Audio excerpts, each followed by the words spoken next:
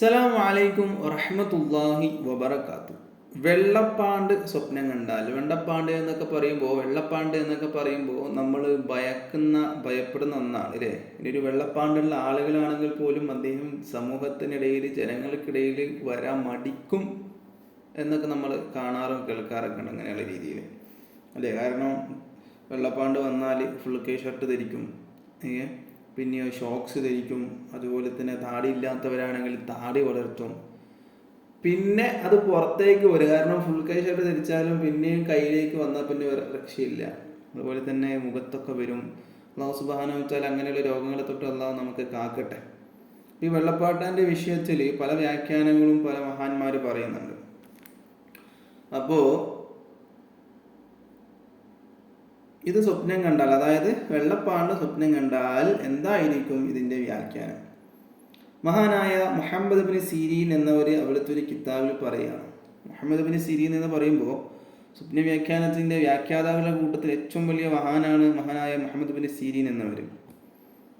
മഹാനായ അബൂ ഹനീഫ ഇമാം അടക്കം ഇബ്നു മുഹമ്മദ് ബിൻ സിരീൻ എന്നവരുടെ മഹാനവരുടെ ഹദറത്തിൽ വന്നിട്ട് ഇതിൻ്റെ സ്വപ്നത്തിൻ്റെ വ്യാഖ്യാനങ്ങൾ ചോദിച്ചിട്ടുണ്ട്. അപ്പോൾ നമ്മൾ മനസ്സിലാക്കണം ഇത്രത്തോളം പാണ്ഡിത്യമുണ്ട് മഹാനായ മുഹമ്മദ് ബിൻ സിരീൻ എന്നവർക്ക്.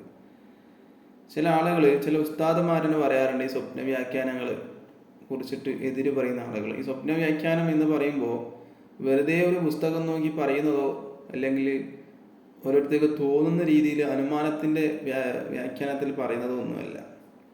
സ്വപ്ന വ്യാഖ്യാനം എന്ന് പറയുമ്പോൾ പല മതത്തിലും പല രീതിയിലാണ്. ജ്യോതിഷം പറയുന്ന ആളുകളുണ്ട്, പക്ഷെ നമ്മുടേത് ജ്യോതിഷമല്ല. നമ്മുടെ എന്താണ്, മഹാന്മാരായ പണ്ഡിതന്മാരായ വ്യാഖ്യാതാക്കൾ എഴുതി വെച്ച, വലിയ വലിയ പണ്ഡിതന്മാർ എഴുതി വെച്ച, അവർ ഖുർആനിലും ഹദീസും തെളിവാക്കിക്കൊണ്ട് അതിൻ്റെ വ്യാഖ്യാനങ്ങൾ രേഖപ്പെടുത്തിയ കിതാബ് നോക്കിയിട്ടാണ് നമ്മൾ എന്താകുന്നത്, പറയുന്നത്. അപ്പോൾ സ്വപ്ന വ്യാഖ്യാനത്തെ നമ്മൾ അങ്ങനെ എന്താക്കാൻ പറ്റില്ല, തള്ളിക്കളയാൻ പോലും പറ്റൂല. മനസ്സിലായില്ലേ? അപ്പോൾ ഈ വെള്ളപ്പാണ്ട് സ്വപ്നം കണ്ട് അതിൻ്റെ വ്യാഖ്യാനമായിട്ട് മഹാനായ മുഹമ്മദ് ബിൻ സിരീൻ എന്നവർ അവിടുത്തെ ഒരു കിതാബിൽ പറയുകയാണ്, ഒരാൾ വെള്ളപ്പാണ്ട് സ്വപ്നം കണ്ടാൽ ഭംഗിയില്ലാത്ത ഒരു വസ്ത്രം അവന് കിട്ടുമെന്നാണ്.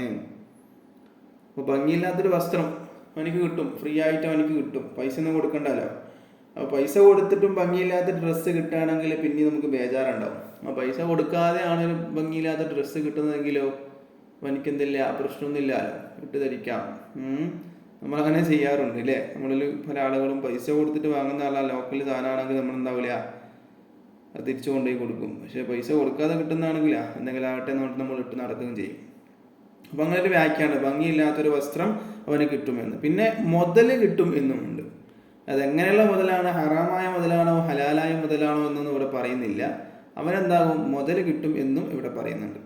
അപ്പോൾ വീഡിയോ ഇഷ്ടപ്പെട്ടാൽ ലൈക്ക് ചെയ്യുക, ഷെയർ ചെയ്യുക. ഇതുപോലത്തെ വീഡിയോസിന് വേണ്ടി ചാനൽ സബ്സ്ക്രൈബ് ചെയ്യുക. ഇൻഷാ അല്ലാഹ് വീണ്ടും കാണാം. അസ്സലാമു അലൈക്കും വറഹ്മത്തുള്ളാഹി വബറകാതുഹു.